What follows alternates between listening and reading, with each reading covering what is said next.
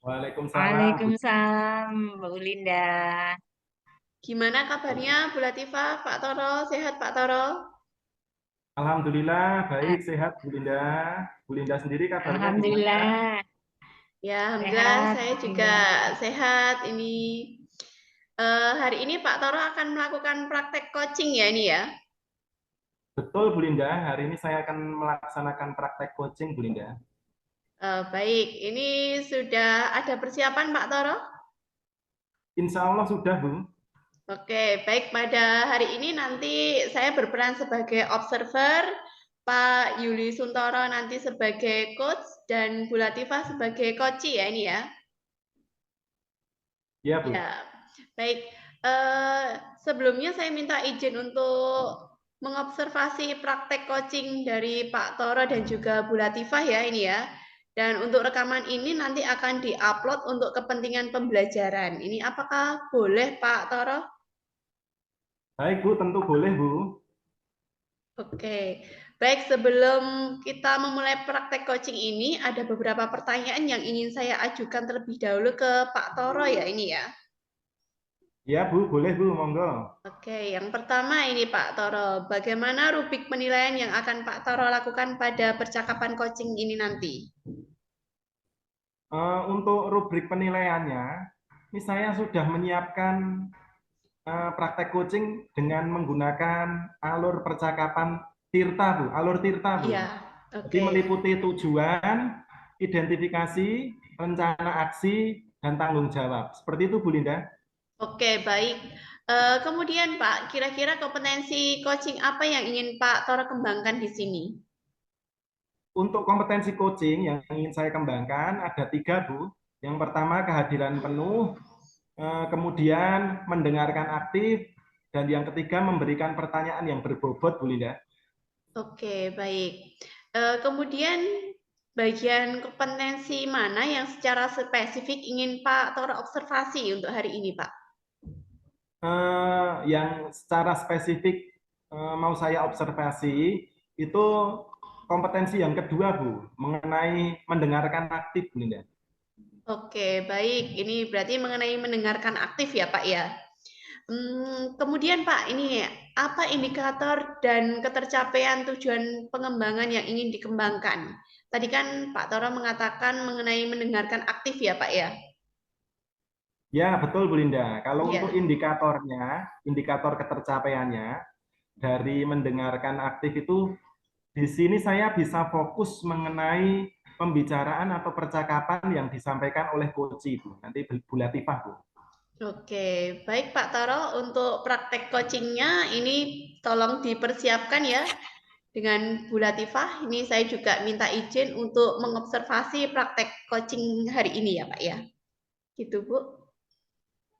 Siap, Bu Linda. Baik Pak Toro, silahkan bisa dimulai untuk praktek coachingnya dengan Bu Latifah. Oke. Oke. Assalamualaikum, Bu Latifah. Waalaikumsalam, Pak Toro. Oke. Gimana kabarnya Bu Latifah hari ini? Alhamdulillah, baik. Pak Toro gimana kabarnya? Alhamdulillah juga Bu Latifah, saya baik juga ini. Gimana ini anak-anak di kelas Bu Latifah ini kabarnya bagaimana Bu? Itu dia Pak Toro yang buat saya bingung. Anak-anak di kelas saya ini setiap pembelajaran praktek di bengkel ada saja siswa yang tidak mau praktek Pak dengan alasan capek seperti itu sehingga jobnya tidak selesai. Mereka seperti tidak ada semangat untuk belajar. Seperti itu Pak Toro.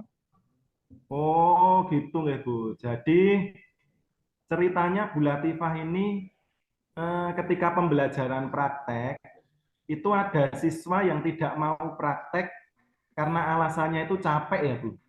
Dan sepertinya mereka itu tidak ada semangat belajar. Seperti itu nggih Bu. Iya betul Pak Toro. Oke, baik Bu Latifah. Jadi kira-kira apa yang diinginkan Bu Latifah pada pembicaraan kita hari ini nanti Bu Latifah?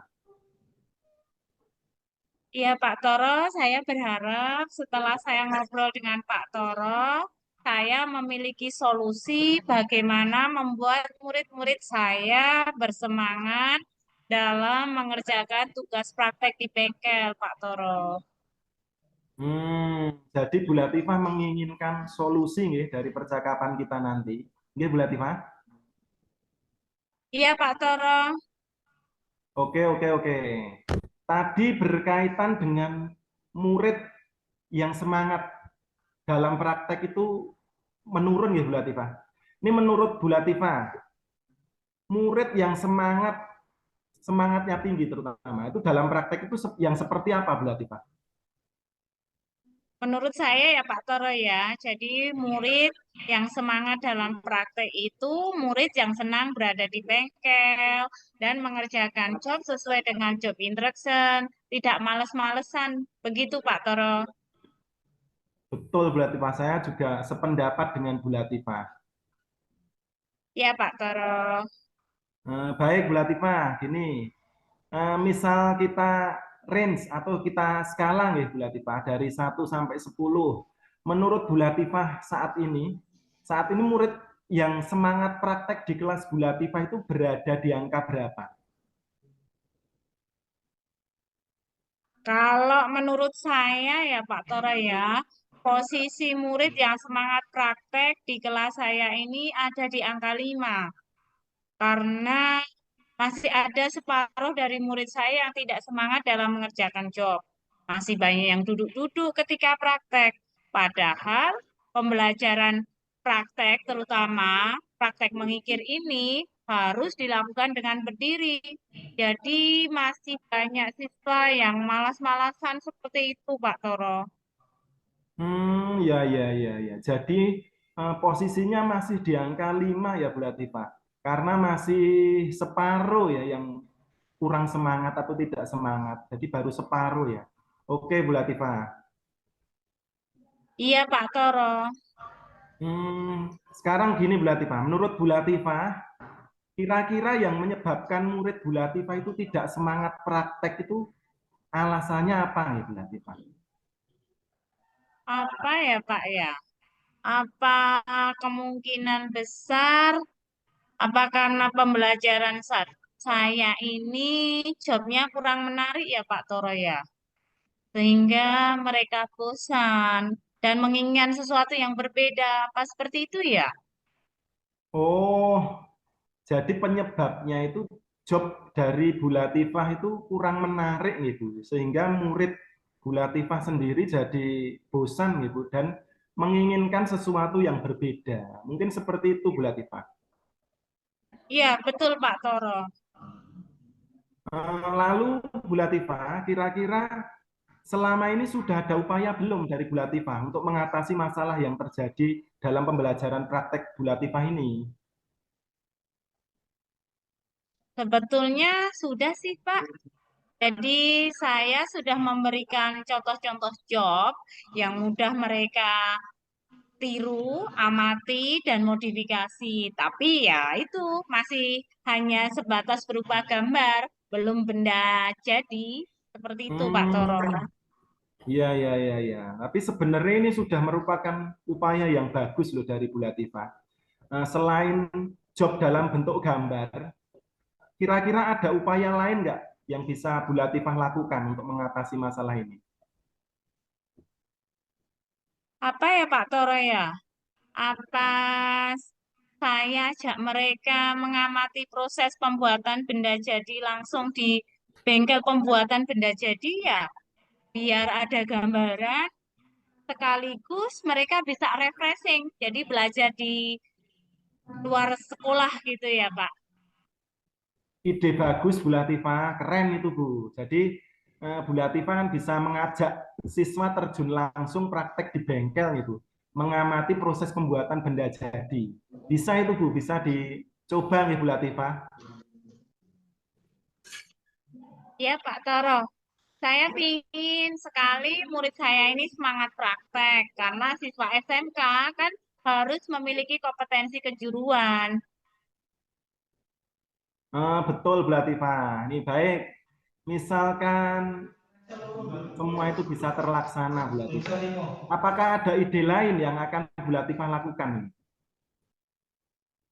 Ide lain ya Pak Toro, rencana lain mungkin saya akan survei bengkel terlebih dahulu Pak Toro. Mana yang sesuai dengan kompetensi yang akan saya ajarkan. Setelah saya dapat bengkel mana yang sesuai, baru saya akan mengkomunikasikannya dengan Kapro. Setelah itu baru saya akan minta izin ke Wakakurikulum dan kepala sekolah. Begitu Pak Toro. Oh, bagus juga itu Bu kalau bisa dilakukan ya Bu.